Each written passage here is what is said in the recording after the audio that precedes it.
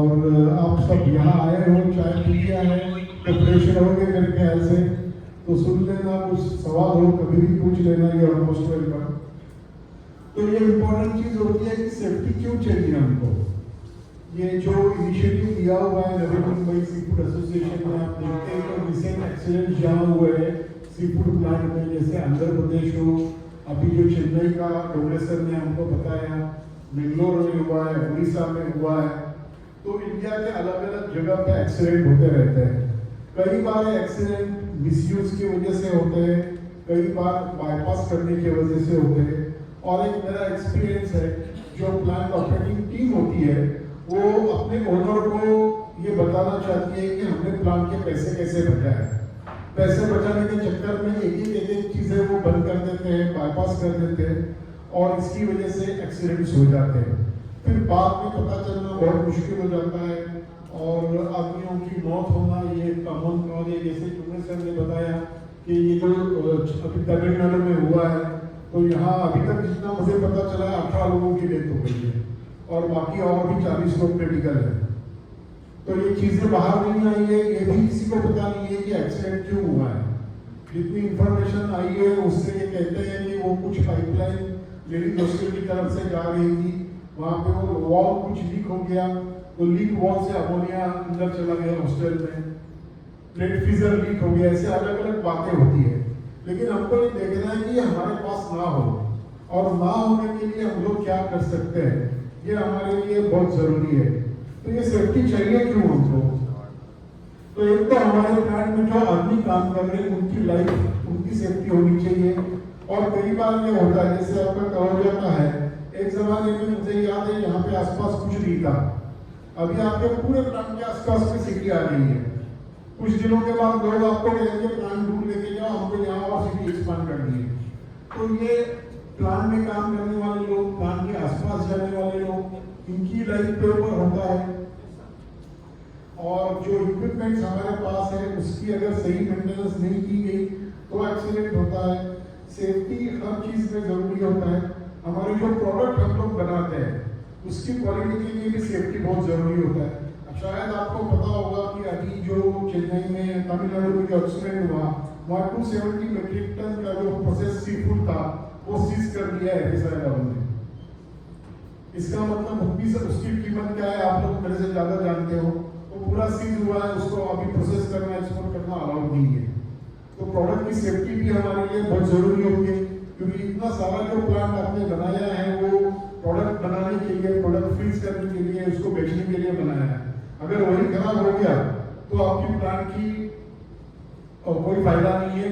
Accident से आदमी तो मरते ही है, प्रोडक्ट खराब हो जाता है, और आप लोग जानते हैं कि एक एक्सीडेंट हो गया तो प्लांट को चालू करने के लिए कितना पैसा लगता है।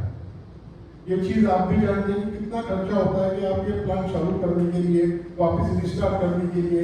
हम जानते हैं हिंदुस्तान में गवर्नमेंट एजेंसीज होती है, पॉलिटिकल इन्फ्लुएंस होता है, सबको पैसे देने पड़ते हैं। तो उससे भी बेहतर हो सकता है कि हम लोग अपना प्लान इंप्रूव करें, सेव करें, जिससे हमारे प्लान की लाइफ बढ़े और हमारे प्लान की ऑफकोर्स इससे सेफ्टी एफिशिएंसी भी बढ़ेगी। एफिशिएंसी बढ़ेगी तो ऊपर के ही प्रोसेसिंग कॉस्ट कम होगा, जो डायरेक्टली बेनिफिट हो जाता है। तो ये सारे चीजें देखने से आपको ये सेफ्टी देखना जरूरी है। जैसे गोलानिकर सर ने आप लोगों को बताया कि हमको एनाइड्रस अमोनिया यूज करना है, उसकी ये रेटिंग है 99.95% प्योर हमको अमोनिया चाहिए। अपने यहाँ पे जो अमोनिया सप्लायर होते हैं वो नॉर्मली 95% प्योर अमोनिया देते हैं। वो कहते हैं कि हम लोग रेफ्रिजरेशन कैटेगरी का अमोनिया दे सकते हैं, 10 रुपया महंगा है, लेकिन हमसे कोई खरीदता नहीं है। अब ये जो 99.95 और 95 ये दोनों में जो डिफरेंस है, उसमें हमको 5% में हवा मिलती है और पानी मिलता है, और वो दोनों अपने प्लांट को डैमेज कर देते हैं। तो हम आगे देखेंगे कि वो डैमेज कैसे कर देते हैं। ये जो टेम्परेचर प्रेशर चार्ट है ये सबके पास होता है, आप सब लोग उसको फॉलो करते हैं। ये तभी चलता है जब अपना प्लांट जो है वो अमोनिया एनाइड्रस हो, 99.95% प्योर हो। अगर ये प्योर नहीं होगा तो ये चार्ट नहीं चलेगा। इसका मतलब क्या होता है कि मतलब -40 चाहिए फिजिक के लिए, वो -0.3 बार में मिलने वाला है, लेकिन -3.3 बार में मतलब पानी की वजह से मिलता ही नहीं है, -35 मिलता है। अगर वो -35 मिलेगा तो मुझे या तो एक कंप्रेसर ज़्यादा चलाना पड़ता है या मेरा प्रोडक्ट का फिजिंग क्वालिटी खराब हो जाता है। तो ये सारी चीज़ें हैं जो हमको बहुत इम्पोर्टेंट है, जो हमको देखनी है, हमारे प्लांट की चेक करनी है, क्योंकि इससे सेफ्टी भी हमारे प्लांट की अफेक्ट होती है और एफिशिएंसी भी अफेक्ट होती है। ये अलग अलग स्टैंडर्ड्स हैं जो फॉलो किए जाते हैं। इसमें हमारा जो AAR का स्टैंडर्ड था उसी को अभी BIS स्टैंडर्ड बन गया है। पुरानिकर सर ने जैसे आपको बताया था कि ऑन बिहाफ ऑफ AAR हम लोग उसमें पार्टिसिपेट कर रहे थे, स्टैंडर्ड बनाया। ये फ्री अवेलेबल है, अगर आपको नहीं मिलता है तो मुझे कांटेक्ट कीजिए, मैं कॉपी भेज दूंगा। कि हमने गवर्नमेंट को एज एसोसिएशन फ्री बना के दिया था और यही कंडीशन थी कि ये सबको फ्री में अवेलेबल हो। अगर आप डाउनलोड कर सकते हो बढ़िया है, अगर नहीं डाउनलोड कर सकते मुझे भेज दो, मैं आपको मेल कर दूंगा। भैया डॉक्टर सर को भेज दूंगा, सर सबको भेज सकते हैं। तो सेफ्टी के लिए क्या क्या होता है, क्या क्या चीजें हमारे प्लांट में रेगुलरली यूज होती है, ये उसकी लिस्ट है। उसमें प्रेशर स्विचेस होते हैं, फ्लो स्विचेस होते हैं, safety walls, ammonia injection system, deadman wall, level gauges, level switches, air purger, ammonia deaerator, ये हमारे लिए सबसे इम्पोर्टेंट चीज है जो हमारे प्लांट में होनी ही चाहिए। हम थोड़ी थोड़ी इसके देखेंगे क्या है हमारा। जैसे आप लोगों के पास, सबके पास प्रेशर स्विच लगे रहते हैं, जो लो प्रेशर स्विच है, एलपी स्विच हम लोग कहते हैं, एचपी स्विच कहते हैं और ऑयल प्रेशर स्विच कहते हैं। अरविंद सर इसके बारे में और बताएंगे, कंप्रेसर के बारे में। मैं ये बताऊंगा कि ये स्विच आपके प्लांट में होने जरूरी है, इसको कनेक्टेड होना चाहिए। ये स्विच गेट बोर्ड आता है, ये सारे कनेक्टेड होने चाहिए, इलेक्ट्रिकली कनेक्टेड होने चाहिए और इसमें ये सारी वर्किंग चीजें चाहिए। सर एक चीज देखिए, मैं जो शेयर कर रहा हूँ, जो मैंने देखा हुआ है, ये देखिए प्लांट कमीशन हुआ था, ये 2 साल से चल रहा प्लांट है, इसमें वायरिंग ही नहीं है प्रेशर स्विच पे। प्रेशर स्विच कनेक्टेड है, कंपनी ने कंप्रेसर वाले ने प्लांट चालू करके दिया है कंप्रेसर को, लेकिन वायरिंग ही कनेक्ट नहीं किया हुआ है। तो ये चीजें बाईपास मत कीजिए, ये चीजें आपके प्लांट में कनेक्टेड चाहिए। हर साल उसमें कैलिब्रेशन होना चाहिए, इसका टेस्टिंग होना चाहिए। प्रेशर गेजेस का पर्टिकुलरली कैलिब्रेशन हर 6 महीने में करवाइए। मैंने कई बार इंस्टेंट ऐसा दिया हुआ है कि वो कांटा अटक जाता है, आपको लगता है 14 है, लेकिन वो कांटा आगे पीछे ही नहीं होता।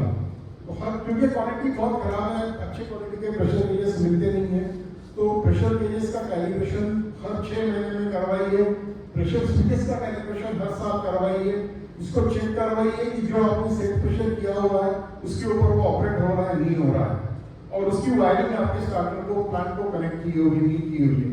ये चीज होगी। फ्लो स्विचेस यूज होता है, पहले हमारे जो कंप्रेसर्स हुआ करते थे, या जैसे पुरानिकर सर ने बताया कि हम लोग शेलन ट्यूब या पीएचई कंडेंसर यूज करते हैं, तो उसमें पानी का फ्लो जा रहा है कंडेंसर को नहीं जा रहा है, वो देखने के लिए फ्लो स्विच लगाना बहुत जरूरी है। फ्लो स्विच लगाइए और इसका वर्किंग हमेशा चेक करते रहिए। जो ये मैं क्यों इतना इंसिस्ट कर रहा हूँ, ये बहुत छोटी चीज लगती है, लेकिन पुणे के पास एक प्लांट में एक्सीडेंट हुआ था, जो पीएचई कंडेंसर था उसका फ्लो स्विच खराब हो गया, पंप फेल हो गया पानी का रात को, और कंडेंसर में पानी गया नहीं, रिसीवर फट गया और बाजू वाले खेत में जाके पूरा रिसीवर का टुकड़ा गिर गया। मेरे पास फोटो है, किसी को पर्सनली चाहिए तो बाद में दिखा दूंगा। तो ये एक्सीडेंट होते रहते हैं, आदमियों की डेथ होती है, प्लांट बंद हो जाता है। आपको मालूम है कि प्लांट को चालू करने के लिए कितने प्रॉब्लम होते हैं। तो ये सारी चीजें, छोटी छोटी चीजें हैं, प्रेशर स्विच हो, फ्लो स्विच हो, हर चीज, प्रेशर गेजेस हो आपके प्लांट में कैलिब्रेटेड और वर्किंग रखिए। अब इम्पोर्टेंट चीज, सबसे इम्पोर्टेंट चीज हमारे प्लांट में है सेफ्टी वॉल्स। सेफ्टी वॉल्स ज्यादातर हमारे कंप्रेसर के ऊपर होते हैं, हमारे प्रेशर वेसल जैसे रिसीवर है, इंटरकूलर है, या हाई प्रेशर रिसीवर है, लो प्रेशर रिसीवर है, उसमें लगे रहते हैं। तो उसको सही टाइप के प्रेशर स्विचेस यूज करना, प्रेशर सेफ्टी वॉल्स यूज करना, उसको हर साल कैलिब्रेट करना बहुत जरूरी होता है। उसमें ड्यूअल मैनिफोल्ड, ये देखिए इसमें ड्यूअल मैनिफोल्ड इसको कहते हैं, इसमें कनेक्शन है, 2 सेफ्टी वॉल एक कनेक्शन में लगे हुए हैं। तो ये इसका इंपॉर्टेंस क्या है मैं बताऊंगा आपको। तो ड्यूअल मैनिफोल्ड एज पर स्टैंडर्ड, जो अभी स्टैंडर्ड बने हुए हैं या दुनिया में सारे स्टैंडर्ड फॉलो होते हैं, तो कोई भी प्रेशर वेसल जिसका ग्रॉस वॉल्यूम 10 क्यूबिक फीट से बड़ा है, उसमें ड्यूअल मैनिफोल्ड के साथ सेफ्टी लगाना चाहिए। इसका मतलब क्या है, इसमें आप देखिए कि एक सेफ्टी वॉल सिस्टम में कनेक्टेड रहता है और एक बाईपास रहता है। तो अगर सेफ्टी वॉल लीक हो गया अगर सेफ्टी वॉल ऑपरेट हो गया तो ये स्पिंडल को घुमा के आप इसको यहाँ लेके आएंगे तो ये सेफ्टी वॉल जो है आपका वो बाईपास हो जाएगा और ये दूसरा सेफ्टी वॉल जो है वो सिस्टम में आ जाएगा। इसकी वजह से सेफ्टी आपका प्लान कभी भी विदाउट सेफ्टी वॉल नहीं रहेगा। ज्यादातर एक्सीडेंट सेफ्टी वॉल ना चलने से, सेफ्टी वॉल को बाईपास करने से हो जाते हैं, तो ये सेफ्टी वॉल सही होना बहुत जरूरी है। दूसरा इंपॉर्टेंट चीज है कि सेफ्टी वॉल का ऑपरेशन, हमको पता ही नहीं होता कि सेफ्टी वॉल का ऑपरेशन क्या है। टिपिकली हम लोग जो कहते हैं कि हमने 300 पीएसआई का सेफ्टी वॉल लगाया, इसका मतलब ये होता है कि सेफ्टी वॉल 300 पीएसआई पे खुलना शुरू होता है। अब पूरा खुलने के लिए कितना टाइम लगता है और पूरा बंद होने के लिए कितना टाइम लगता है, ये बहुत जरूरी है। कई बार सेफ्टी वॉल जो होते हैं वो एक बार खुलते हैं वो बंद ही नहीं होते। नॉर्मली जो इंटरनेशनली जो स्टैंडर्ड है, जो यूरोपियन स्टैंडर्ड 1227 दिया जाता है, उसमें वो कहते हैं कि लेस देन 10% में सेफ्टी वॉल ऑपरेट होना चाहिए। मतलब समझो हमने 300 पीएसआई का सेफ्टी वॉल दिया, 300 पीएसआई पर वो खुलने लगा तो 320 पीएसआई तक पूरा खुलना चाहिए और 280 पीएसआई पे बंद होना चाहिए। इसकी जरूरत क्या है कि जब भी सेफ्टी वॉल आपका खुलेगा तो आपके प्लांट में से अमोनिया बाहर निकलने वाला है। अमोनिया बाहर निकलेगा, वो आसपास में जाएगा, स्प्रेड होगा। अमोनिया स्प्रेड होगा तो अगर सेफ्टी वॉल बहुत ज्यादा खुलेगा, मतलब 300 पीएसआई का सेफ्टी वॉल खुला ही रहा और 150 पीएसआई तक बंद नहीं हुआ, इसका मतलब क्या होगा कि हमारे प्लांट में अमोनिया लीक बहुत ज्यादा होगा। जितना अमोनिया ज्यादा स्प्रेड हो जाता होगा उतना हमारे लिए ज्यादा मुश्किल है, ज्यादा तकलीफ है और बाकी सारे प्रॉब्लम शुरू हो जाते हैं। तो सेफ्टी वॉल का ऑपरेशन और उसकी जो कैलिब्रेशन है ये बहुत जरूरी होता है। दूसरी इंपॉर्टेंट चीज होती है कि सेफ्टी वॉल का साइजिंग। हम लोग सेफ्टी वॉल को साइजिंग नहीं करते, हम लोग हमेशा कहते हैं आधे इंच का सेफ्टी वॉल लगा दो। ऐसे नहीं होता। तो स्टैंडर्ड में दिया हुआ है कि जो आपका वेसल का वॉल्यूम है उसके हिसाब से अमोनिया का जो आपका इसके लिए करेक्शन फैक्टर दिया है उससे आपको सेफ्टी वॉल सिलेक्ट करना है। ये आप कर सकते हो, सिंपल है। डी का मतलब डायमीटर है, एल का मतलब लेंथ है और एफ का मतलब आपका वो करेक्शन फैक्टर है। अगर वो आप आईपी सिस्टम में ले रहे हो तो एफ 0.5 है, अगर एसआई में ले रहे हो मतलब मीटर में आप ले रहे हो तो ये 0.04 है। इससे आप कैलकुलेट कर सकते हो आपका जो सेफ्टी वॉल का कैपेसिटी कितना आना चाहिए, जैसे यहाँ पे दिखाया हुआ है, और आपका सेट प्रेशर क्या है। अब सेट प्रेशर भी बहुत जरूरी होता है। लोग ये देखते नहीं है कि सेफ्टी वॉल का प्रेशर क्या है। कई बार लोग कहते हैं कि ज्यादा रखो खुल नहीं जाए, मतलब खुल नहीं जाएगा। कि आपके सेफ्टी के लिए मतलब वो खुलना चाहिए। अगर 15 बार हमारा मैक्सिमम ऑपरेटिंग प्रेशर है तो 17-18 बार के सेफ्टी वॉल खुलना चाहिए, क्योंकि हमारा जो प्रेशर वैसे है जैसे सर ने कहा था कि डिजाइन 21 बार का होता है, तो उससे पहले वॉल खुलना चाहिए। अगर उसके ऊपर सेफ्टी वॉल खुलेगा तो वैसे फट जाएगा। तो ये सेट प्रेशर आपको सिलेक्ट करना बहुत जरूरी होता है और इसके हिसाब से आपको ये फ्लो देखना पड़ेगा। एयर का कितना आ रहा है, आपका 48 पाउंड्स पर मिनट का आ रहा था तो ये 57 या 52 वाला वॉल आप ले सकते हो। इस तरह से उसको प्रॉपर इंजीनियरिंग कैलकुलेशन सिलेक्शन करना बहुत जरूरी होता है।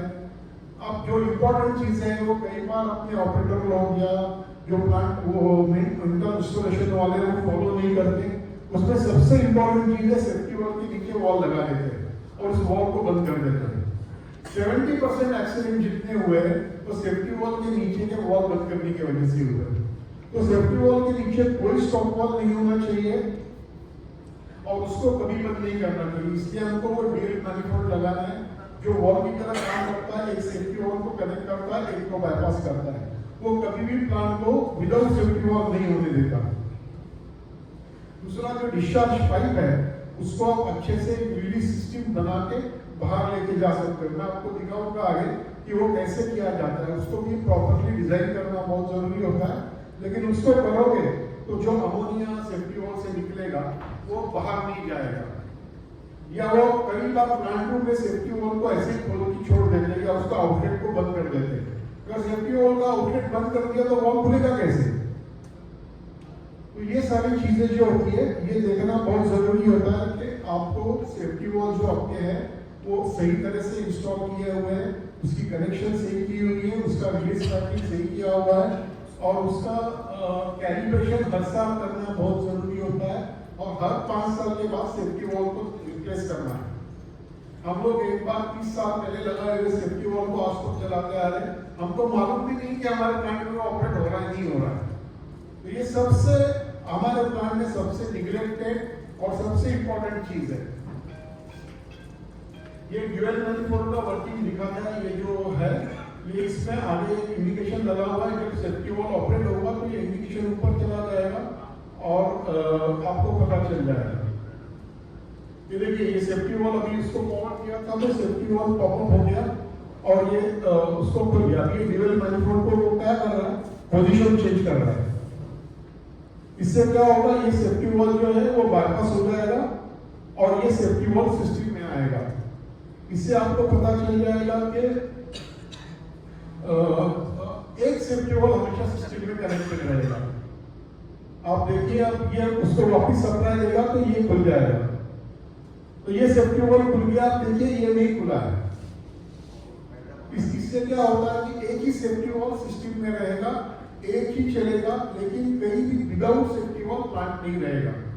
फिर आप इसको निकाल सकते हो। ये देखिए ये होता है, अगर सेफ्टी वॉल पॉपअप हो गया तो इस तरह से अमोनिया चला जाता है। तो ये अवॉइड करने के लिए आपको प्रॉपर रिलीज सिस्टम लगाना चाहिए। ये कुछ प्लांट के फोटोज है जिसमें उन्होंने सेफ्टी वॉल के आगे रिलीज सिस्टम लगाया हुआ है। देखिए इसमें क्या किया जाता है कि वो पाइप जो है उसको सेफ्टी वॉल को कनेक्ट करके एक कॉमन हीडर में लिए जाते हैं। ये आप देखिए ये सिस्टम इसको ड्राइंग दिखा रहा है, इसको आप कनेक्ट कर रहे हो और जो भी नियरेस्ट विंडो या ये टॉपमोस्ट पोजीशन से उसके ऊपर 8 मीटर इसको लिया जाता है और ये इस तरह से बनाया जाता है। इसका ये जो हेडर है इसका साइजिंग और वॉल का कनेक्शन इसका प्रॉपर डिजाइन करना बहुत जरूरी होता है। ऐसे नहीं होता कि आधा इंच का पाइप दिया, आधा इंच का पाइप ऊपर लेके गए। आप देख सकते हो कि यहाँ पे कितना बड़ा पाइप यूज किया हुआ है। इससे एडवांटेज क्या होता है कि अगर अमोनिया लीक हो गया सेफ्टी वॉल से कोई, तो ये सिर्फ एटमॉस्फेयर में चला जाएगा और अमोनिया लाइटर देन एयर ऊपर जाएगा तो कहीं भी किसी आसपास में नहीं जाएगा, किसी को तकलीफ नहीं होगी और हवा में वो मिक्स हो जाएगा। अमोनिया का जो एटमॉस्फेरिक लाइफ होता है वो बहुत कम होता है, इसकी वजह से वो इमीडिएटली हवा में मिक्स हो जाएगा। ये देखिए ये सेफ्टी वॉल सही लगा हुआ है, फ्लैंज के साथ में डायरेक्टली लगाया हुआ है और ये नीचे स्टॉप वॉल लगा है। ये स्टॉप वॉल आप लगाओगे, इसको बंद कर दोगे तो सेफ्टी वॉल ही निकल जाता है आपके सिस्टम में से। सिंगल सेफ्टी वॉल कभी नहीं लगाना है, हमेशा ड्यूअल मैनिफोल्ड के साथ ही लगाना है।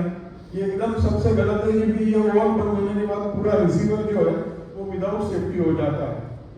ये देखिए दो रिसीवर को एक सेफ्टी वॉल लगाया है। ऐसे नहीं होता हर वेसल के ऊपर डायरेक्टली लगाना है। यहाँ पे वो सेफ्टी वॉल बचाने की कोशिश में उन्होंने एक सेफ्टी वॉल निकाल दिया और बंद कर दिया। तो अगर ये पॉपअप हो गया तो फिर ये यहाँ पे रिप्लेस करने के लिए सेफ्टी वॉल ही नहीं है। तीसरी चीज होती है जो सेफ्टी वॉल का रिलीज होता है, जैसे मैंने आपको दिखाया कि वो पाइप कनेक्ट हुआ है, इसमें ऐसा ये फ्लेक्सिबल पाइप नहीं लगाना है। ये मटेरियल प्रेशर और अमोनिया के लिए सुटेबल नहीं होता है। आपको जो अमोनिया का आप पाइपिंग करते हो, जो अमोनिया पाइपिंग यूज करते हो, सेम मटेरियल यूज करना है। जैसे मैंने कहा कि सेफ्टी वॉल को कैलिब्रेट करना बहुत जरूरी है। दूसरा, सेफ्टी वॉल को लगाते समय कभी भी टेफ्लॉन यूज नहीं करना है। सेफ्टी वॉल, अच्छे सेफ्टी वॉल को लीक प्रूफ करने के लिए नेगेटिव थ्रेडिंग होता है, टेम्पर थ्रेडिंग, तो टेफ्लॉन की जरूरत नहीं होगी। वो जो होता है आपका वो या तो सेफ्टी वॉल के अंदर टेफ्लॉन लगे वो डैमेज कर देता है। दूसरा है सेफ्टी वॉल को कैलिब्रेट करना। ये बहुत जरूरी होता है कि हर साल में सेफ्टी वॉल को खोल के सर्विस करके कैलिब्रेट करें, क्योंकि तो अंदर के सीट इस तरह से खराब हो जाते हैं, रस्टिंग हो जाता है और सेफ्टी वॉल खुलता ही नहीं है। अब उसके ज्यादा इंपॉर्टेंट चीज आती है ammonia leak detection system. Ammonia leak detection चलने वाला जो हमको अलार्म दे, जो कंटिन्यूअसली चले, वो लगाना बहुत जरूरी है। उसमें आपको अलार्म आना चाहिए, आप उसमें चाहिए तो मोबाइल पे एप्लीकेशन आप ले सकते हो, मैसेजिंग ले सकते हो, टेक्नोलॉजी IoT इम्प्रूव हो रही है और ये लगाना बहुत बहुत ज़रूरी है। और दूसरा, सेफ्टी इंस्पेक्टर को दिखाने के लिए एक अमोनिया सेंसर और एक सेफ्टी इंडिकेटर लगाया, ऐसा मत कीजिए। अमोनिया सेंसर आपकी नोज की तरह होता है, जैसे हम तभी स्मेल करते हैं जब वो जो अच्छा बुरा स्मेल हमारे नाक के पास आता है, तभी हम लोग उसको स्मेल करते हैं। सेम चीज अमोनिया सेंसर की है, जब गैस उसके पास आएगा तभी वो डिटेक्ट करेगा।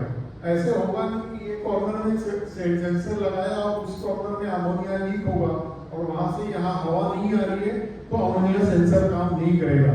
तो प्लांट में प्रॉपर अमोनिया सेंसर्स बहुत लगाने जरूरी होते हैं। उसमें सेमी इलेक्ट्रोकेमिकल और सेमीकंडक्टर टाइप के 2 टाइप के सेंसर आते हैं। दोनों के एडवांटेजेस मैं बताता हूँ।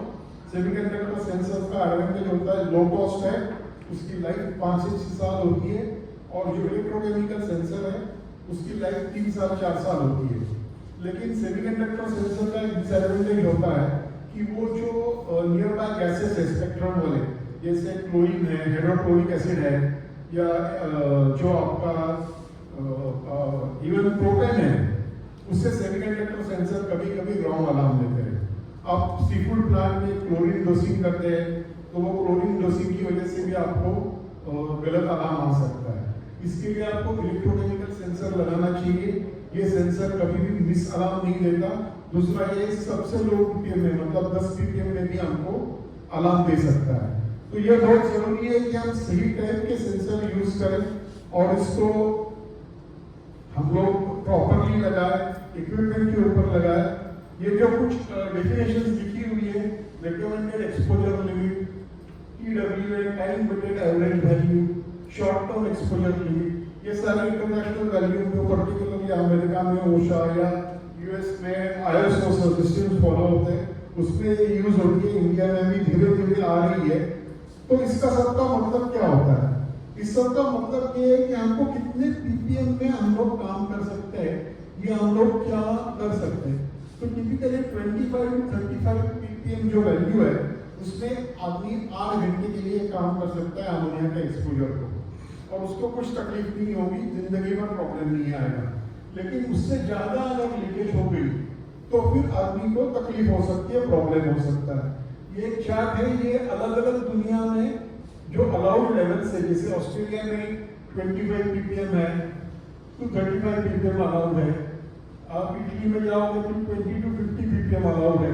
ये अलग अलग कंट्री वाइज है। इंडिया में हम लोग कहते हैं कि 30 PPM TWA वैल्यू समझ में आती है। इसका मतलब 30 PPM तक अमोनिया लीक हो गया तो आदमी को कुछ नहीं होगा, 8 घंटे के लिए वो काम कर रहा है। अमोनिया लीक का जो भी होता है, ये देखिए, ये भी अलग तरह से चार्ट दिया हुआ है कि उसमें क्या हो सकता है। 5 PPM हम लोग उसको स्मेल कर सकते हैं। उसमें हमारी 300 PPM की जो वैल्यू है वो IDHL मतलब इमीडिएट डेंजर टू लाइफ होता है, और अगर हमारी 10,000 PPM पे जाएगी तो इमीडिएटली डेथ है। तो ये अमोनिया की बहुत जरूरी इंफॉर्मेशन है कि आपको पता होना चाहिए अमोनिया लीकेज होने से क्या होता है। और इससे क्या होना है, हमारा जो अमोनिया लीक डिटेक्शन सिस्टम है ये 25 PPM to 300 PPM के रेंज में ऑपरेट होना चाहिए। मतलब 25 या 30 PPM 100 PPM वैल्यू क्या है, तो हमारा फर्स्ट अलार्म 30 PPM या 40 PPM पे बजना चाहिए। हमारा 150 पे दूसरा बजना चाहिए, और 300 PPM जाने से पहले हमारा इमीडिएट इमरजेंसी सिस्टम जो है वो ऑपरेट होना चाहिए। ये सब चीज मैंने अलग टाइप से दी हुई यहाँ पे। तो ये देखिए कि 20 PPM आप स्मेल कर सकते हो, 50 PPM में ज्यादा नहीं होता है। European standard short term exposure के लिए 50 PPM है। 100 PPM हो गया तो इमीडिएटली एरिया छोड़ना है। तो ये है, ये हमको 400 PPM 300 PPM के नीचे कंट्रोल करना है। ये बहुत जरूरी है कि हम लोग अमोनिया को कंट्रोल करें। और अब ये PPM होता है पार्ट्स पर मिलियन, तो इसका एक इम्पोर्टेंट चीज होती है कि एक्चुअल हमारे एरिया में कितना अमोनिया अलाउड है। आप देखिए, अमोनिया जो होता है वो हम लोग जैसे कहते हैं कि 50 PPM, इसका मतलब 0.005 ग्राम इतना हमारा अलाउड है। अगर हमारा मशीन रूम का size 20 metre by 12 metre by 6 metre height है तो हमको रफली 5 किलो अमोनिया लीक अलाउड है सिर्फ, ये कोई नहीं बताता। तो इससे पहले हमको लीक अरेस्ट करना है, हमको इससे पहले अमोनिया को जो है वो सिस्टम को अलर्ट करना है। जैसे हमारे गाड़ी का पेट्रोल है, जब तक वो टैंक में रहता है हम लोग सेफ है, गाड़ी बढ़िया चलाते हैं, हाईवे पे स्पीड से भगाते हैं, लेकिन उसके ऊपर माचिस डाल दी एम्बिएंट टेम्परेचर में तो डूब होने वाला है, हम सबको मालूम है कि वो फटने वाला है। तो उसके लिए कैसे प्रिकॉशन लेते हैं, सेम प्रिकॉशन हमको अमोनिया के लिए लेनी है। तो अमोनिया लीकेशन सिस्टम लगानी चाहिए, हाई लेवल पे लगानी है, क्योंकि जो अमोनिया लीक होता है हमेशा गैस के टाइप में होता है, ऊपर चला जाता है। तो जो प्रेशर वेसल्स है, रिसीवर्स है, सीलिंग है, उस सब के ऊपर हमको लगानी है। ऐसा नहीं है कि मैंने एक प्लांट रूम, पूरा प्लांट रूम में एक लगा दिया और काम हो गया, ऐसे कभी भी नहीं चलने वाला। दूसरा है जो आपके सीलिंग है उससे नीचे लगाना है, एकदम सीलिंग को चढ़ के नहीं लगाना है। बीम्स होते हैं आपके या कॉलम होते हैं, उसके पीछे नहीं लगाना है। रिसीवर्स के ऊपर लगाना चाहिए, कंप्रेसर के ऊपर लगाना चाहिए। और जैसे सर कह रहे थे कि पर्टिकुलरली वॉल स्टेशंस है और गैस डिफ्रॉस्टिंग स्टेशंस है, अगर एटिक बनाया हुआ है तो वहाँ पे भी हमारे अमोनिया सेंसर होने चाहिए, क्योंकि वहाँ पे क्या होता है आदमी जाता नहीं है, तो वहाँ अमोनिया लीक हो गया तो हमको पता चलने में बहुत टाइम लगता है, तो वो लगाना बहुत जरूरी होते हैं। और दूसरा इंपॉर्टेंट चीज है कि सेंसर जो लगता है तो एक्सेसिबल होना चाहिए, मतलब फ्यूचर में उसको कैलिब्रेट करना चाहिए। अमोनिया सेंसर हर साल में कैलिब्रेशन करना बहुत जरूरी होता है। दूसरा उसको बहुत जरूरी है कि वो हॉट सोर्स के पास नहीं लगने चाहिए और उसको पानी उसके ऊपर नहीं गिरना चाहिए और उसको कोई वेसल या इक्विपमेंट आके ठोक रहा है ऐसे नहीं होना चाहिए। तो ये लगाने की बहुत इम्पोर्टेंट है। जैसे मैंने कहा कि सीलिंग से नीचे लगाइए, सीलिंग को एकदम चिपक के मत लगाइए, क्योंकि इतने ऊपर गैस पहुंचेगा या एक्यूमुलेट नहीं होगा, नीचे आएगा। आपके प्लांट रूम बड़ा है तो अलग अलग जगह लगाइए, जहाँ पे आपके इक्विपमेंट्स लगे हुए हैं उसके ऊपर लगाइए। जो एयर का जो फ्लो हो रहा है, अगर फोर्स ड्राफ्ट आपकी सिस्टम है तो वहां पे आप इसको लगाइए कि इस तरह से लगाइए कि एयर के साइड में, मतलब अगर एयर फ्लो ऐसे हो रहा है तो यहाँ पे सेंसर होने चाहिए। ये बहुत जरूरी है कि सेंसर्स की लोकेशन कैसी है। देखिए प्लांट रूम के ऊपर, वेसल के ऊपर सेंसर्स लगे हुए हैं। ये आप देखेंगे पाइपलाइन के पीछे सेंसर लगा हुआ है, तो यह ऐसे वायर पे हैंग कर दिया है, तो ये सेंसर्स को जो ऐसे पूरे वॉल को चिपका दिया है, तो यहाँ अमोनिया लीक होने के बाद पहुंचेगा ही नहीं। अगर अमोनिया नहीं पहुंचेगा तो वो सेंसर ऑपरेट ही नहीं होगा। आप कहोगे मैंने तो सेंसर लगाया था लेकिन उसने काम ही नहीं किया। तो ये एक इम्पोर्टेंट चीज है कि सेंसर्स कैसे लगा देते हैं। दूसरा, जैसे हम लोग बात कर रहे थे कि रिलीज सिस्टम हमको होना चाहिए, तो जो रिलीज सिस्टम होता है उसमें भी एक सेंसर लगना चाहिए। इससे क्या होता है कि कोई सेंसर ऑपरेट हो गया तो अमोनिया लीक डिटेक्शन जो है वो हमको सेंसर हमको बता देगा कि ये लीक हुआ है। आपके पास जैसे आप देखिए कि ये जो सिस्टम था यहाँ पे ये सेंसर लगा हुआ, इस सेंसर से आपको पता चल जाता है कि अमोनिया सेफ्टी वॉल्व पॉपअप हुआ था। कई बार होता है कि सेफ्टी वॉल्व ऑपरेट होकर रिसेट हो गया, रात को हो गया, तो हमको पता नहीं चलेगा, तो ये सेंसर से हमको इमीडिएटली अलार्म हो जाएगा। Portable handle ammonia detection system भी यूज होता है, ये पर्टिकुलरली यूरोप में ज्यादा पॉपुलर है। इसका बेनिफिट ये होता है कि कोई भी कंजेस्टेड एरिया में, प्लांट रूम में या कोल्ड स्टोरेज में अमोनिया लीक हो गया तो वहां पे आपको अंदर नहीं जाना है। आपको जैसे सर ने कहा था कि पीपीई किट आपको यूज करना है। पीपीई किट पहन के आपको ये अमोनिया और अपना सिलेंडर लगा के इस इंस्ट्रूमेंट लेके अंदर डालना है, देखना है कि अंदर का पीपीएम लेवल कितना है। जब तक वो 300 पीपीएम के नीचे नहीं आता है तब तक काम करने के लिए आदमी नहीं बैठते हैं। तो ये अमोनिया डिटेक्शन सिस्टम और अमोनिया लीक डिटेक्शन लगाना बहुत जरूरी होता है। ये सेफ्टी के लिए safety wall, ammonia leak detection system, ये सारी चीजें बहुत इंपॉर्टेंट है और ये खाली एक बार लगाने से नहीं चलता, इसको हर साल कैलिब्रेशन करना उतना ही जरूरी है। और एक इम्पॉर्टेंट चीज है जो अपने IS 777 में भी इंक्लूड की गई है और इंटरनेशनली प्रयोग इसको कहते हैं कि emergency pressure control system. Emergency pressure control system क्या होता है कि आपका जो हाई प्रेशर रिसीवर होता है उसमें प्रेशर सेंसर लगता है और उसका इलेक्ट्रॉनिक कंट्रोलर होता है जो आपको कंटिन्यूसली आपका प्रेशर दिखाता है। और ये जो आपका रिसीवर है यहाँ से एलपी वेसल के इसमें वॉल लगता है जिसको किंग वॉल कहते हैं। तो अगर किसी वजह से आपका रिसीवर का प्रेशर बढ़ गया तो ये किंग वॉल खुल जाएगा और ये टेम्पररी जो प्रेशर है उसको एलपी वेसल में रिलीज कर देगा। इसकी नेक्स्ट स्टेप है जो आपका जो स्प्रिंकलर सिस्टम रिसीवर के ऊपर लगा हुआ है वो भी उससे ऑपरेट हो जाएगा। और अगर आपने वेंटिलेशन फैंस लगाए हुए तो वो भी सिस्टम उससे चालू हो जाएगा। But first step is that you have to operate this wall. तो ये स्टैंडर्ड के हिसाब से कंपलसरी है। इंडिया में ज्यादातर लोग फॉलो नहीं करते क्योंकि हम लोग कई बार स्टैंडर्ड ही फॉलो नहीं करते, लोकली प्लान बना लेते हैं। तो ये सारी चीजें अभी इंडिया में भी स्टैंडर्ड में आ गई है। हाँ सर,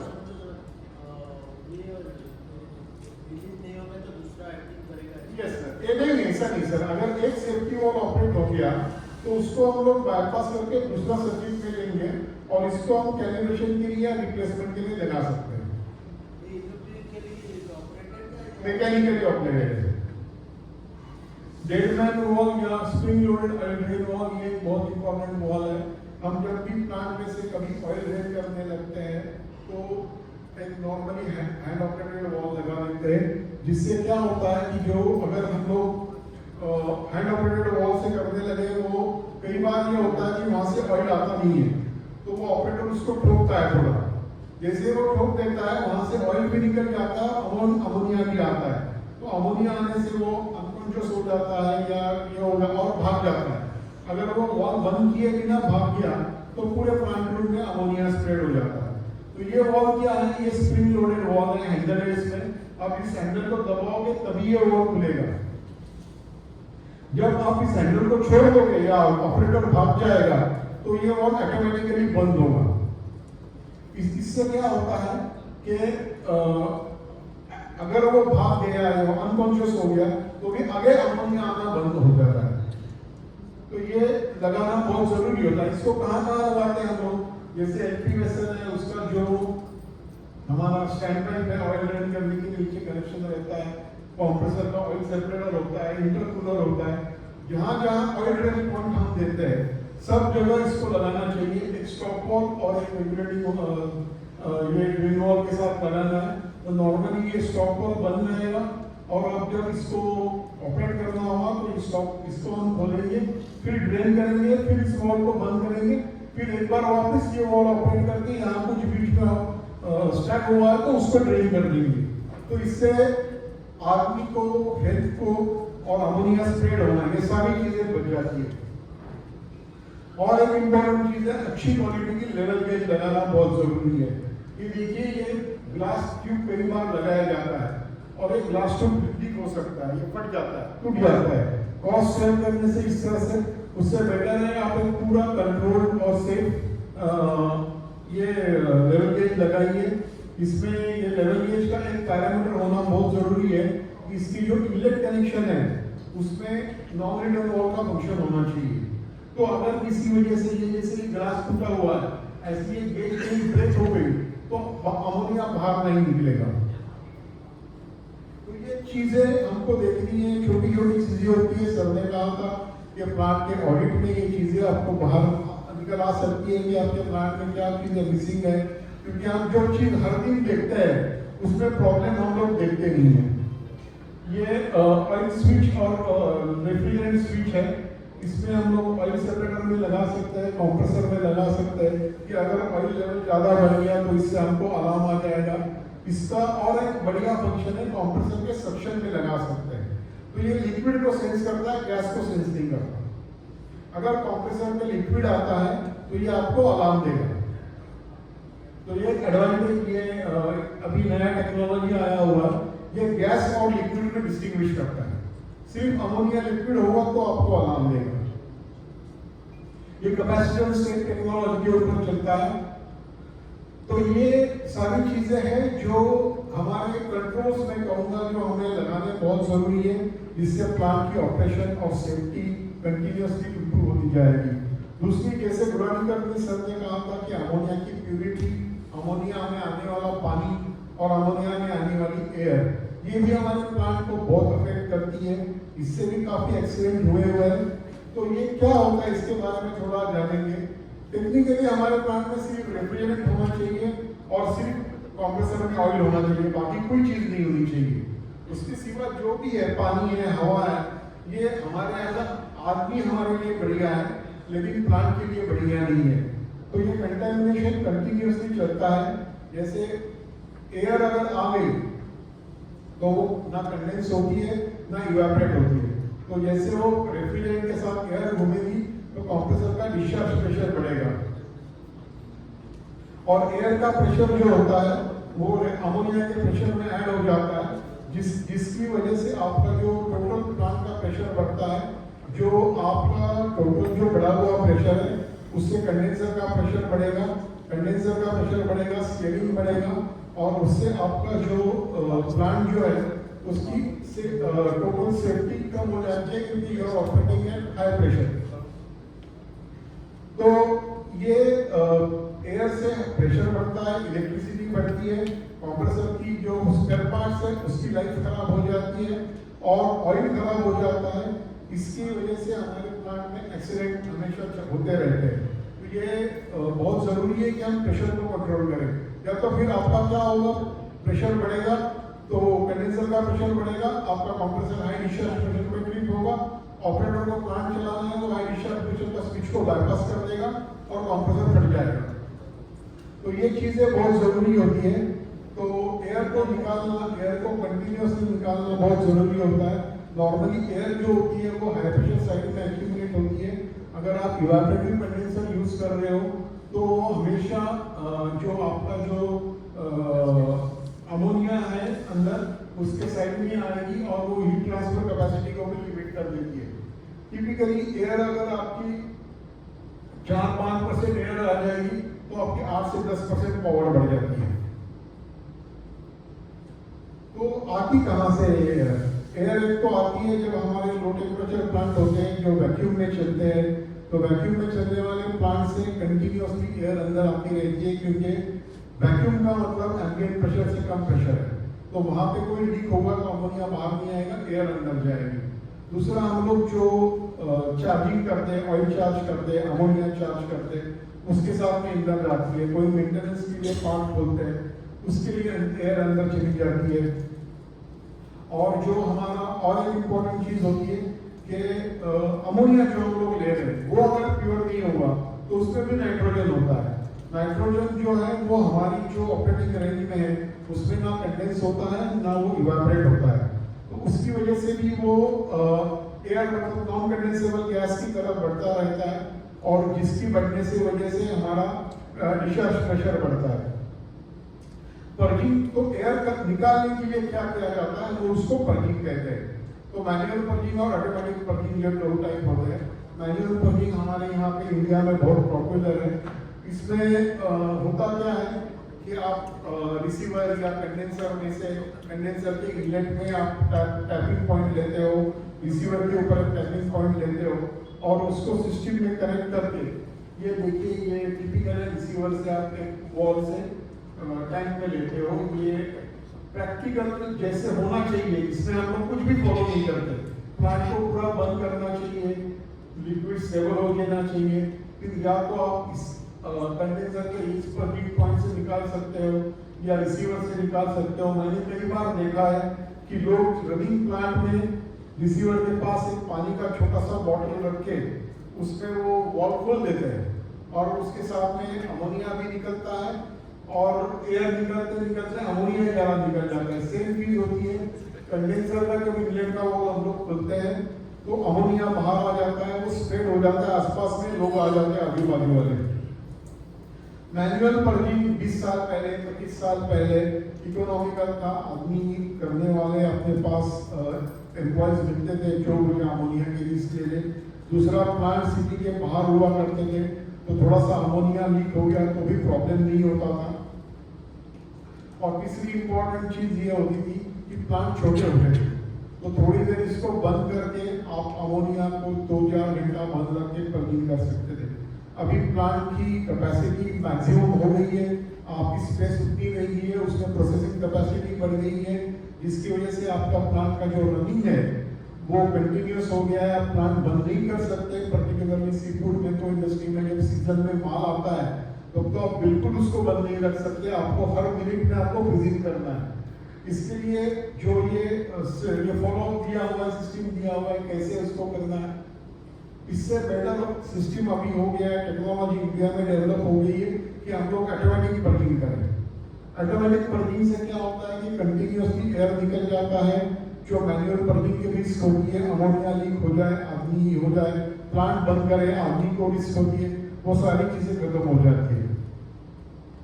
टिपिकली आप देखेंगे अगर ऑटोमेटिक पर्जिंग है तो कंटिन्यूसली पर्जिंग होता है, इसका मतलब वो डिस्चार्ज प्रेशर बढ़ने नहीं देता। और मैनुअल पर्जिंग जो होता है वो समझो 15 दिन में आप एक बार कर रहे हो, तो इसका मतलब आप 15 दिन में हवा एक्यूमुलेट कर रहे हो प्लांट में, तो 15 दिन आप हायर प्रेशर पे चला रहे हो। 15 दिन के बाद आप एक दिन के लिए उसको नीचे लेके आओगे, फिर एयर एक्यूमुलेट होना चालू हो जाता है। तो इसलिए वो ऑटोमेटिक पर्जिंग करना बहुत जरूरी होता है। ऑटोमेटिक पर्जिंग में 2 टाइप के सिस्टम्स आते हैं। इसको एक कहते हैं कि कंप्रेशन मशीन, इसमें कंप्रेसर कंडेंसिंग यूनिट यूज होता है, जो आपके रिसीवर से कंप्रेसर में गैस लेके इसको कंडेंस करके लिक्विड को वापस डाल देता है और वो जो एयर है उसको निकाल देता है। इस सिस्टम के डिसएडवांटेज ये होते हैं कि इसमें अलग से कंप्रेसर है, सिंथेटिक रेफ्रिजरेंट यूज होता है और इसको हमेशा कंडेंसर के ऊपर लगाना पड़ता है। दूसरा सिस्टम होता है, इसमें क्या होता है कि जो आपका रेफ्रिजरेंट सिस्टम है उसी में से रेफ्रिजरेंट लेके एयर को जो फाउल गैस है उसको कंडेंस किया जाता है, तो जो लिक्विड है उसको सिस्टम में वापस डाला जाता है और जो एयर है उसको वेंट किया जाता है। इसका एडवांटेज ये होता है कि इसके लिए कोई अलग से कंप्रेसर नहीं लगता, कंडेंसिंग यूनिट नहीं लगता, ना सिंथेटिक रेफ्रिजरेंट लगता है, ना आपको कोई एक्स्ट्रा पावर लगती है। अब पर्जर अगर ऑटोमेटिक पर्जिंग सिस्टम हम लोग इंस्टॉल करना चाहते हैं तो इसमें से बहुत जरूरी है कि पर्जिंग पॉइंट कहाँ से ले लें। लोगों को ये पता नहीं होता, कई बार वो मैनुअल पर्जिंग करते समय कंडेंसर के इनलेट से करते हैं तो वो पर्ज पॉइंट भी वही कनेक्ट कर देते हैं, तो एकदम गलत है। आपको पर्जिंग वहां से करना है जहाँ पे अमोनिया की वेलोसिटी 0 हो और खाली एयर प्रेजेंस रहे, और रिसीवर से करना है या कंडेंसर से करना है। अगर आपका जो टेम्परेचर है कंडेंसर का, रिसीवर का टेम्परेचर अगर आपके कंडेंसर से ज़्यादा है तो वो आपका ज़्यादा कंडेंसर में आएगा, और अगर आपका कंडेंसर का टेम्परेचर रिसीवर से ज़्यादा है तो आपका लिक्विड रिसीवर एयर रिसीवर में आएगा। लेकिन जो मेरा पर्सनल एक्सपीरियंस है, मैं कहूँगा रिसीवर और कंडेंसर दोनों जगह से पर्जिंग कीजिए, क्योंकि इंडिया में 3 सीजन रहते हैं, तो अलग अलग सीजन में एम्बिएंट टेम्परेचर्स अलग हो जाते हैं, तो कंडीशन चेंज होती है। जो इवापोरेटिव कंडेंसर जैसे सर्दिकाल में हम मैक्सिमम यूज कर रहे हैं, टिपिकल कंडीशन में हम लोग मैनुअल पर्जिंग इनलेट से करते हैं, तो इसमें इनलेट में मत कीजिए, आउटलेट में कनेक्ट कीजिए, क्योंकि इनलेट में जो अमोनिया आ रहा है यहाँ से आप पर्जिंग करने जाओगे तो ज्यादातर अमोनिया ही निकलेगा, क्योंकि अमोनिया और एयर दोनों साथ में एक प्रेशर में आ रही है।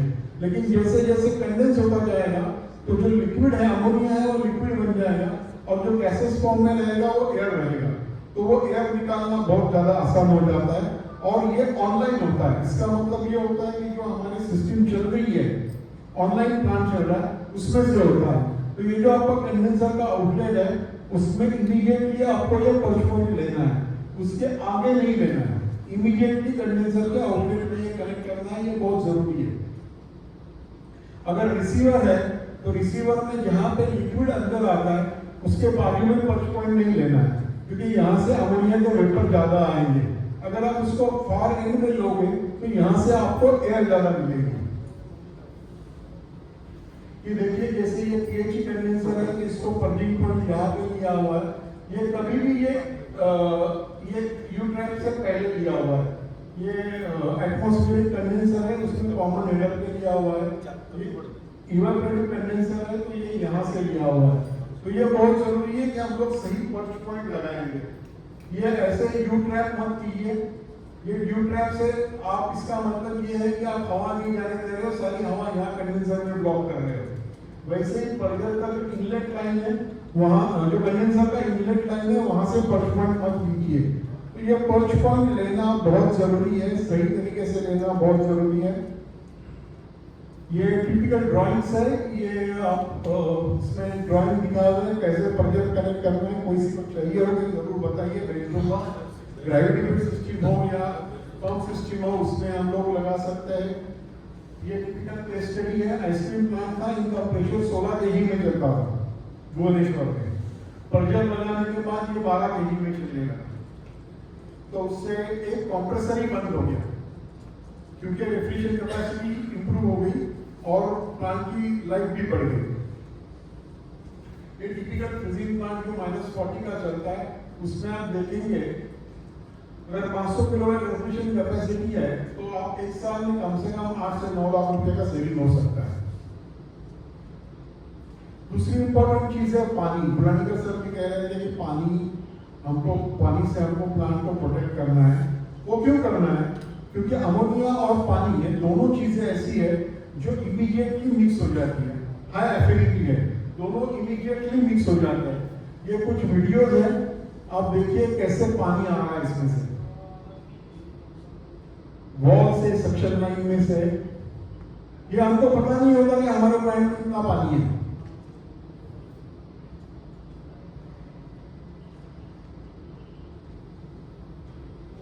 ये पानी से क्या क्या होता है आपको भी पता होगा। एक तो पानी जैसे ही अंदर चला जाता है और हवा आती है तो ऑक्सीडेशन फॉर्म हो जाता है, रस्टिंग शुरू हो जाता है, ऑयल खराब हो जाता है। अब आप देखिए कंप्रेसर में अगर इतना पानी रहेगा तो उसके ऑयल की कंडीशन क्या होगी, उसकी फिल्टर की कंडीशन क्या होगी। और ये सारी चीजें जो होती है वो इमीडिएटली अपने प्लांट को अफेक्ट कर देती है। और ये इंपॉर्टेंट टेबल देखिए, इसमें देखिए कि अगर एम्बिएंट टेम्परेचर पे 30% पानी मिक्स होता है अमोनिया में, अगर वही हम लोग -33 में जाएंगे तो 100% पानी मिक्स होगा। इसका मतलब -40 पे पानी और अमोनिया का मिक्सचर 100% होगा। तो जितना पानी अमोनिया में जाएगा उतना एनहाइड्रस अमोनिया बनेगा।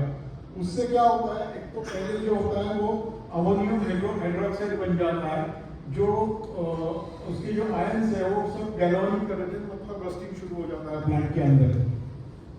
ऑयल्स को वो डैमेज कर देता है और कंप्रेसर में स्लग और क्लॉट फॉर्मेशन होता है। और इम्पोर्टेंट चीज, सबसे इम्पोर्टेंट ये है कि बॉइलिंग पॉइंट बढ़ जाता है।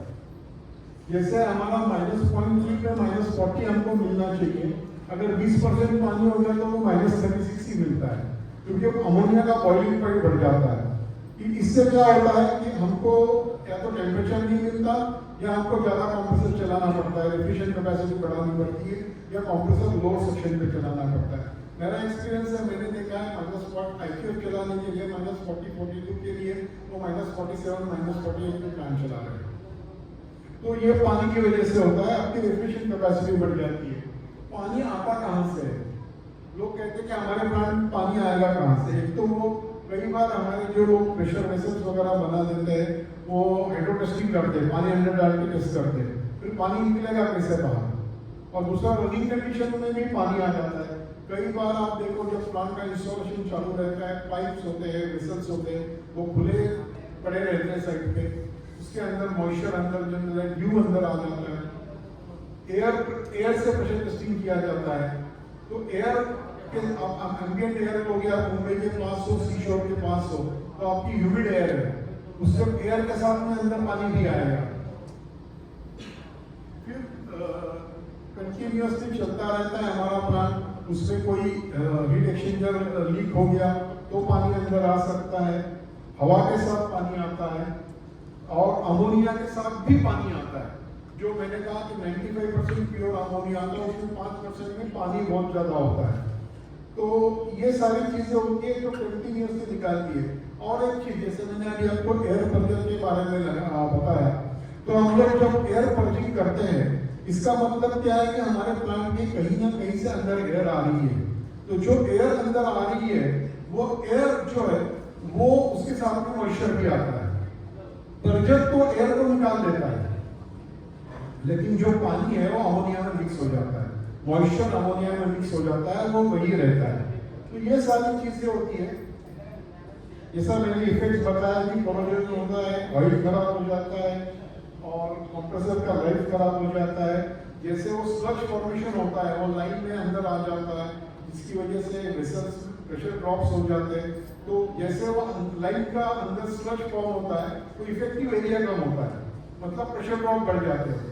जहाँ जहाँ प्रेशर ड्रॉप बढ़ते हैं वहाँ वहाँ हमारा जो कंप्रेसर का जो रेफ्रिजरेशन का जो पावर है वो बढ़ता है। इसका मतलब हमारी एफिशिएंसी कम हो जाती है। हमको लोड सेक्शन पे प्लांट चलाना पड़ता है, जिसकी वजह से हमारे इलेक्ट्रिसिटी ज़्यादा लगती है, प्लांट का मेंटेनेंस बढ़ता है। या कुछ फोटोग्राफ्स हैं स्क्रू कंप्रेसर का जो बेयरिंग्स है, वो देखिए वो पानी और ऑयल मिक्स होने से वजह से डैमेज हो गए हैं। ये क्रिटिकल पिस्टन कंप्रेसर में फिल्टर स्ट्रोक हो गए, ऑयल की क्वालिटी देखिए कैसे खराब हो गई। ये सारी चीजें पानी की वजह से होती है। ये स्लज फॉर्मेशन हुई है कंप्रेसर में, ये पूरा इतना अंदर निकला था कंप्रेसर में। वॉल्स जो होते हैं वो रस्ट होते हैं, चोकिंग हो जाता है, इसके पिस्टन चोक हो जाते हैं, रस्टिंग होता है। देखिए ये प्लंजर पूरा चोक हो गया है। अब इसमें आप ऑयल लगाओगे तो ऑयल भी जल जाएगी। तो ये इफेक्ट्स कंटिन्यूसली होते हैं, स्ट्रेनर चोक हो जाते हैं, वॉल्स की परफॉर्मेंस में प्रभाव आता है। जैसे मैंने कहा कि बेरिंग की लाइफ खराब हो जाती है ऑयल की वजह से। ऑयल पानी होता कहाँ है? तो पानी होता है तो होता कहाँ है? नॉर्मली पानी हमेशा लो साइड में एक्यूमुलेट होता है। एयर जो होती है वो हाई साइड में एक्यूमुलेट होती है और पानी जो होता है वो लो साइड में एक्यूमुलेट होता है। तो एलपीआर में इवेपोरेटर साइड में पानी रहेगा, एयर जो है वो रिसीवर और कंडेंसर में रहेगी। ये ऐसा होता क्यों है? क्योंकि हम पानी का जो वेपर प्रेशर है वो अमोनिया से बहुत कम होता है। अगर 2 डिग्री की आप बात करेंगे तो अमोनिया का प्रेशर 3.6 kg per centimeter है, वही पानी का 007 है। इसकी वजह से पानी हमेशा लो साइड में चला जाता है, अमोनिया इवेपोरेट हो जाता है, लेकिन पानी लो साइड में रहता है। हम क्या पानी को चेक कर सकते हैं? तो हम पानी का अमोनिया का सैंपलर यूज करके पानी को चेक कर सकते हैं। वो पंप का जो पंप सिस्टम है तो उसके डिस्चार्ज लाइन में से, या जो ग्रेविटी सिस्टम है तो उसका जो ड्रेन लाइन है वहां से चेक कर सकते हैं। ये अमोनिया सैंपलिंग किट है। ये इसमें आपको कनेक्ट करना है सिस्टम को, लो प्रेशर साइड में आपको कनेक्ट करना है। इसमें अमोनिया का सैंपल आप लोगे 60% 100 ml से 60 ml का सैंपल लोगे और फिर ये वॉल्स को बंद कर दोगे तो धीरे धीरे अमोनिया इवेपोरेट हो जाएगा और जो रह जाएगा वो पानी है। तो ये टेस्टिंग आप अपने यहाँ पे भी कर सकते हो। ये एक वीडियो है जिसमें एक्चुअल साइट पे इसको टेस्टिंग किया था। कोल्ड स्टोरेज था, the cold storage was around 20,000 pallet -20 cold storage. इसमें से आप देखेंगे कि ये जो प्रेशर साइड में कनेक्ट किया हुआ है और यहाँ पे इन्होंने 60 ml का तकरीबन अमोनिया लिया था। ये अमोनिया लेवल आप इसमें देख सकते हो। अभी 1-2 घंटे के अंदर अमोनिया इवेपोरेट हो जाता है और जो नीचे रहता है, अंदर रहता है, वो पानी होता है। तो लोगों को ये समझ में नहीं आता कि मेरे प्लांट में कितना पानी है। अभी ये जो प्लांट था उसमें तकरीबन 1 टन अमोनिया था, 8 टन अमोनिया भरा हुआ था। 20,000 पैलेट्स -20 का रूम का कोल्ड स्टोरेज था। आप ये देखिए इवेपोरेट हो गया अमोनिया और ये अराउंड 6 ml पानी रह गया, 3 ml पानी रह गया, मतलब 6% पानी रह गया। आप ये बता देखिए कि 1 टन अमोनिया में 6% पानी है। तो इस प्लांट में से 450 लीटर पानी निकाला गया बाद में। ये पानी हम कैसे निकाल सकते हैं? तो अमोनिया डिहाइड्रेटर सिस्टम जो रहता है इसको लगा के हम लोग पानी कंटिन्यूअसली ऑनलाइन निकाल सकते हैं। ये सिस्टम क्या करता है कि जो कंटेमिनेटेड अमोनिया है उसको लेता है और ये जो हाई प्रेशर रिसीवर का जो लिक्विड का हीट है उससे उसको इवेपोरेट कर देता है, गैस को सिस्टम में वापस भेज देता है और जो पानी है वो नीचे रह जाता है। उससे काफी एनर्जी सेविंग मिलता है और परफॉर्मेंस प्लांट का इंप्रूव हो जाता है। आप ये देखिए वीडियो, ये देखिए कैसे पानी आ रहा है।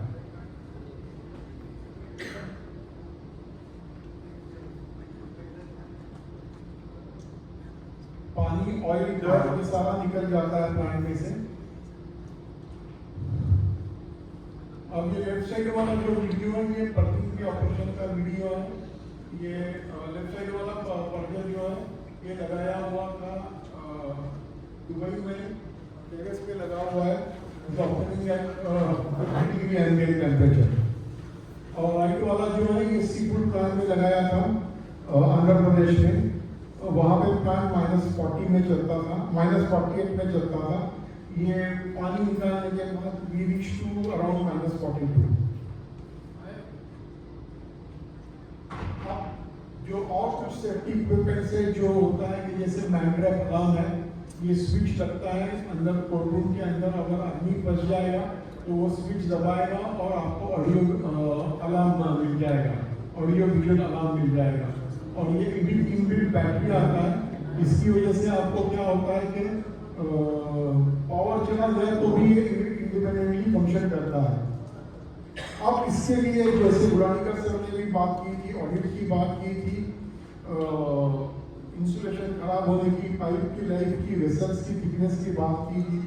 तो उसके ऊपर एक जो मेरा जो थोड़ा इंटरनेशनल एक्सपीरियंस है उससे मैंने देखा कि ये कॉमन फिनोमेना है कि आपके ये हैंडल से डैमेज हो रहे हैं, वॉल के पाइप्स की जो है वो रस्टिंग हो रही है, ये पतले के इक्विपमेंट टूट रहे हैं, इंसुलेशन के अंदर भी आपको ये रस्टिंग होकर डैमेज हो रहा है। इस सब के लिए सोल्यूशन क्या है? हम तो एटमॉस्फेयर, हमारी लोकेशन वही रहेगी, हम सी शोर पे रहेंगे, सॉल्टी एयर रहेगा, पानी गिरेगा, तो ये सारी चीज़ों के लिए सोल्यूशन क्या है? सोल्यूशन है कि हम लोग स्टेनलेस स्टील में स्विच हो जाए। जैसे आपकी प्रोसेस इक्विपमेंट्स है, जैसे आपके जो प्रोसेस साइड है वो सारी स्टेनलेस स्टील में है, आईकेएफ स्टेनलेस स्टील में है, वहाँ पे प्रोसेस हॉल के इक्विपमेंट स्टेनलेस स्टील में है, तो रेफ्रिजरेशन प्लांट के इक्विपमेंट्स, रेफ्रिजरेशन प्लांट की पाइपिंग स्टेनलेस स्टील में क्यों नहीं? ये कुछ साल पहले मेरी जो कुछ ऐसे मेरे इंटरनेशनल डीलर से बात हो रही थी, तो उसने कहा कि हम लोग करेंगे, आप स्टेनलेस स्टील के वॉल बनाओ। स्टेनलेस स्टील के अमोनिया के वॉल नहीं मिलते, ये हमारी लिमिटेशन है। फिर मैंने उनसे थोड़ा इंफॉर्मेशन लिया, ASME स्टैंडर्ड से देखा, तो अगर आप स्टेनलेस स्टील की पाइपिंग ले रहे हो तो आपका पाइप थिकनेस कम हो जाता है। You can use lesser thickness of pipe in stainless steel as compared to MS and then save money on that, and you can make your complete plant stainless steel. So this is what we bring in stainless steel walls, controls, everything in stainless steel. ये कुछ मेरे installation के examples हैं। ये देखिए कि कैसे handles टूट गए, वॉल करोड़ हो गए, उसकी जगह सारे स्टेनलेस स्टील के वॉल, स्टेनलेस स्टील के हैंडल लगे हुए हैं। ये प्लांट है, ये सीफूड प्लांट वियतनाम का है, जहाँ पे ये स्टेनलेस स्टील के सारे वॉल्स, पाइपिंग, इनका पूरा पाइपिंग भी स्टेनलेस स्टील में है। तो स्टेनलेस स्टील के पाइप लगाना, स्टेनलेस स्टील के वॉल लगाना अभी इंडिया में भी पॉपुलर होता जा रहा है। ये कोल्ड स्टोरेज है जहाँ पे उन्होंने आउटसाइड के जितने पाइप्स हैं वो स्टेनलेस स्टील में किए थे। ये मलेशिया का सीफूड का प्लांट है, यहाँ पे आप देखिए ये पाइप वगैरह सब स्टेनलेस स्टील में है। तो switching over to stainless steel is ultimate solution. आप वॉल्स, कंट्रोल्स, पाइपिंग, ये देखो जैसे मैंने कहा कि ये वियतनाम का प्लांट है, इसमें सारे जो वॉल्स है, पाइप्स है, वो सब स्टेनलेस स्टील में लगे हुए हैं, पूरा प्लांट है। अब इस पर्टिकुलर ओनर ने मुझे कहा था कि टोटल प्रोजेक्ट में स्टेनलेस स्टील पाइप और स्टेनलेस स्टील वॉल्स को स्विच ऑफ करने से मेरी टोटल प्रोजेक्ट की कॉस्ट 1% बढ़ गई। उनके पास 1 टन पर आवर का स्पाइरल फ्रीजर है, 1 टन के 3 प्लेट फ्रीजर है और 6 टन के 4 ग्लास फ्रीजर है और 3000 मीट्रिक टन का कोल्ड स्टोरेज है। ये वियतनाम में लगा हुआ प्लांट है। ये यहीं तड़ोजा में हमने किया था। आप देखेंगे पुराना MS का था, यहाँ से इसको काट के पूरा स्टेनलेस स्टील में पाइप वॉल्स वगैरह सब कर दिया है, रेट्रोफिटिंग कर दिया है, क्योंकि ये पूरा ओपन टू एटमॉस्फेयर था, तो उनको हर 3-4 साल में वो पाइप्स वॉल्स चेंज करने पड़ते थे। तो now we are replaced everything in stainless steel. इसकी वजह से आप देख सकते हो कि ये रस्टिंग होना पूरा खत्म हो गया है। तो टोटल कहने का मतलब ये है कि safety is not expense. Safety को खर्चा मत समझिए, सेफ्टी को अपनी इन्वेस्टमेंट समझिए, जिससे आपका प्लांट बढ़िया होगा, आपके काम करने वाले लोगों की सेफ्टी बढ़ेगी, आसपास वाले लोगों का इन्फ्लुएंस, पॉलिटिकल इन्फ्लुएंस वो खत्म हो जाएगा, कोई किसी को पॉकेट देने की जरूरत नहीं पड़ेगी, प्लान की लाइफ बढ़ेगी। जो आप इन्वेस्टमेंट कर रहे हो उसमें 1% 2% ज़्यादा खर्चा करके आप पूरे प्लान को लाइफ बढ़ा सकते हो। जो 10 साल चल रहा है उसको 20 साल कर सकते हो, और इसका जो आपका मेंटेनेंस कॉस्ट है वो भी कम होगा, क्योंकि स्टेनलेस स्टील के पाइप के ऊपर आपको कभी भी रस्ट फॉर्मेशन नहीं होगा, करोजन नहीं होगा, अंदर करोजन नहीं होगा, तो फिल्टर का लाइफ बढ़ेगा, कंप्रेसर का लाइफ बढ़ेगा, और ये सेफ्टी से आपकी ओवरऑल रिलायबिलिटी, प्लान का ऑपरेशन और प्रोडक्ट की क्वालिटी बढ़ेगी, क्योंकि आपको -40 की जगह -40 मिलता रहेगा। ये हमेशा होता है कि पानी की वजह से -40 नहीं मिलता, तो आप -35 में प्लान चला रहे हो तो नेचुरली -18 बोर्ड टेम्परेचर नहीं मिलता, कोल्ड स्टोरेज का टेम्परेचर नहीं मिलता। ये सारी चीज़ें जो है ये आपके परफॉर्मेंस को, प्लान को अफेक्ट करती है, प्रोडक्ट क्वालिटी को अफेक्ट करती है, प्रोडक्ट की प्रोडक्शन को अफेक्ट करती है। तो सेफ्टी में कॉम्प्रोमाइज मत कीजिए, सेफ्टी कंटिन्यूसली करती रहिए, इससे आप सबको बेनिफिट मिलने वाला है। ये जितने भी वीडियोस मैंने दिखाए हैं और उससे भी ज़्यादा वीडियोस ये YouTube में अवेलेबल है। आप इसको QR कोड को स्कैन कर सकते हो, आप इसको YouTube को कनेक्ट कर सकते हो। सो मैं once again thank you very much Navi Mumbai Seafood Association for giving this opportunity to speak with you. Thank you, sir.